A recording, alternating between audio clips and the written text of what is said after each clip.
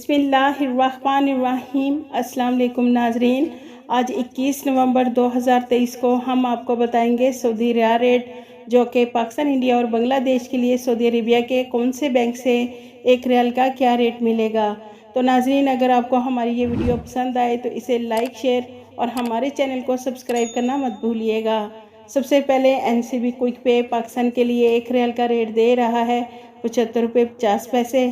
फौरी बैंक पाकिस्तान के लिए 75 रुपये 48 पैसे। STC पे पाकिस्तान के लिए 75 रुपये 44 पैसे। और राजी बैंक पाकिस्तान के लिए एक रियाल का रेट दे रहा है 75 रुपये 28 पैसे। वेस्टर्न यूनियन पाकिस्तान के लिए 75 रुपये 70 पैसे।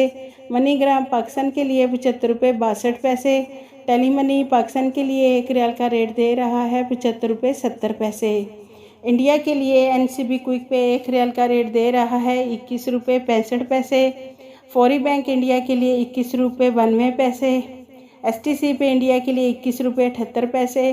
और राजी बैंक इंडिया के लिए एक रियाल का रेट दे रहा है 21 रुपये 67 पैसे। वेस्टर्न यूनियन इंडिया के लिए 21 रुपये 80 पैसे। मनीग्राम इंडिया के लिए 21 रुपये 72 पैसे।